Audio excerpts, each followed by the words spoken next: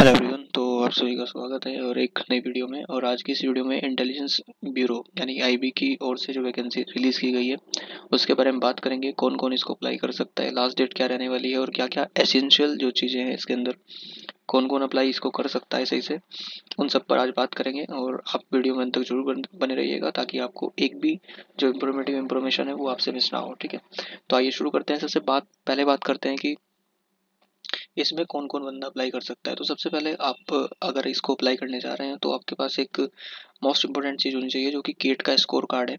और गेट का जो स्कोर कार्ड है वो 2023, 24 और 25 में से तीनों का चल सकता है। ठीक है, किसी एक का आपके पास स्कोर कार्ड है तो इसको आप अप्लाई करने के लिए एलिजिबल पूरी तरीके से है। ठीक है, और फिर बात करें वैकेंसीज की तो टोटल में 258 वैकेंसी रिलीज की गई है, जिसमें से कंप्यूटर साइंस और इंफॉर्मेशन टेक्नोलॉजी की 90 वैकेंसी और इलेक्ट्रॉनिक्स और कम्युनिकेशंस की जो वैकेंसी है वो 168 जारी की गई है। ठीक है, तो जिन बंदों ने मतलब गेट क्वालिफाई किया है उनके लिए एक बेस्ट चांस है आईबी में नौकरी करने का। ठीक है, और एक अच्छी पे स्केल की जॉब रहने वाली है। यहाँ पर आप देख सकते हैं कैटेगरी वाइज अगर वैकेंसीज को डिफाइन किया जाए तो computer science and information technology में जो वैकेंसीज हैं यूआर कैटेगरी यानी कि अनरिजर्व्ड की जो कैटेगरी है उसमें 40 वैकेंसीज, ईडब्ल्यूएस के लिए 7, ओबीसी यानी कि other backward classes 24 vacancies, SC category के लिए 30 और एसटी कैटेगरी के शेड्यूल्ड ट्राइब्स की जो वैकेंसीज है वो 6 हैं। तो टोटल में 90 वैकेंसी है किसकी, computer science and information technology की। फिर बात करें इलेक्ट्रॉनिक्स और कम्युनिकेशंस की तो वहाँ पर यूआर कैटेगरी के लिए 74 वैकेंसीज दी गई है, ईडब्ल्यूएस के लिए 14 वैकेंसी, ओबीसी के लिए 44 और एससी कैटेगरी के लिए 24 वैकेंसीज जारी की गई हैं। टोटल में 168 वैकेंसीज जारी की गई हैं।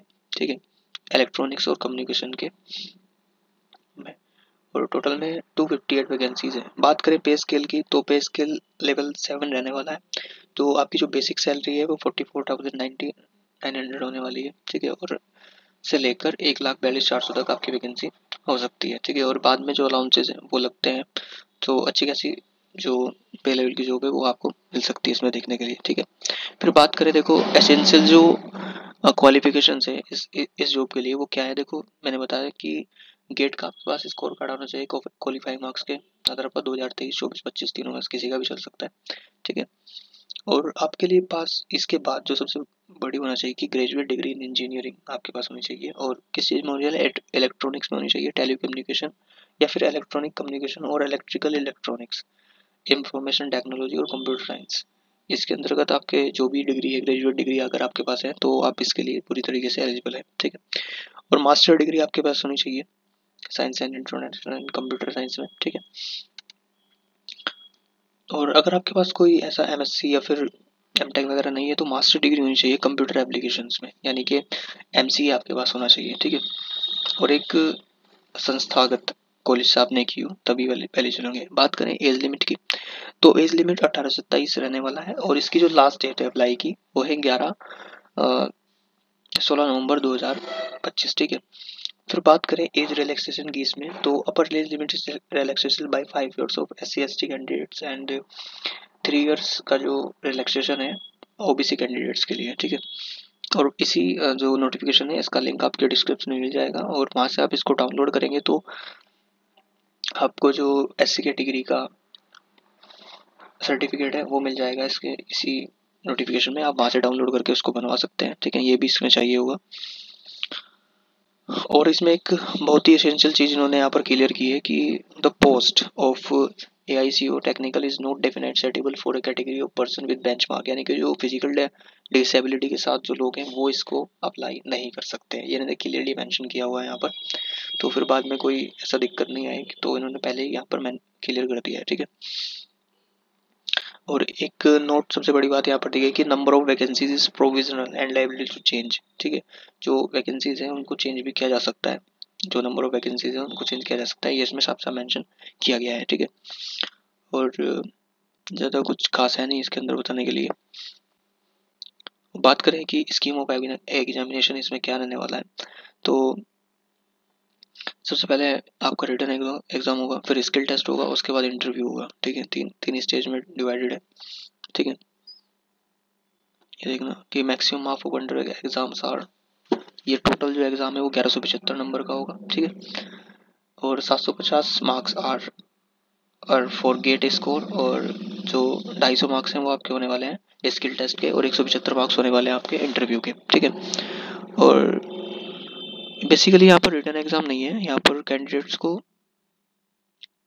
शॉर्टलिस्ट किया जाएगा गेट के स्कोर के आधार पर। अगर आपका गेट का स्कोर अच्छा है तो उसमें आपको शॉर्टलिस्ट किया जाएगा, उसके बाद आपका स्किल टेस्ट होगा, उसके बाद इंटरव्यू होगा, और टोटल में जो मार्क्स हैं वो 1175 में आपको मार्क्स मिलेंगे, और उसी के आधार पर आपका चयन होगा, ठीक है।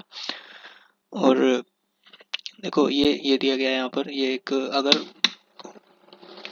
दो दो कैंडिडेट्स का अगर स्कोर बराबर हो जाता है, टाई हो जाता है, in the event of tie score of candidates in the GATE and the performance in interview, such case will be resolved by applying following criteria one after another will determine the result.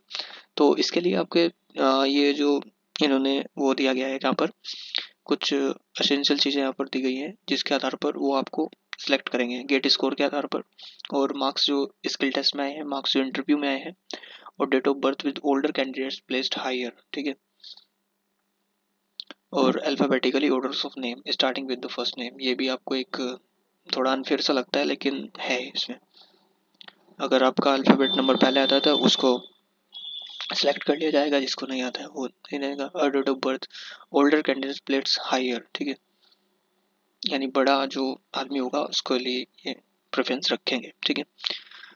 फिर online applications के लिए आप देख सकते हैं कल से इसके फॉर्म शुरू हो गए हैं, और 16 नवंबर को इसकी लास्ट डेट है, ठीक है। और आपकी फीस जो भरनी है इसमें वो 18 नवंबर तक कर सकते हैं बैंकिंग आवर्स के अंतर्गत, ठीक है।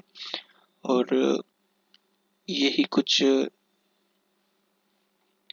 इम्पोर्टेंट मार्क्स क्राइटेरियाज दिए गए हैं यहाँ पर, और इसके अलावा तो इसमें कुछ ज़्यादा कुछ खास है नहीं। फीस के बारे में देखते थे कि ऑल कैंडिडेट 100 रुपये मतलब 100 रुपये आपको चार्ज करने होंगे इसके लिए अप्लाई करने के लिए, सभी कैटेगरी के लिए सेम है ऑलमोस्ट। और आप नेट बैंकिंग का सहारा ले सकते हैं, EPS वगैरह जो भी आपके पास है वो लिख सकते हैं इसमें।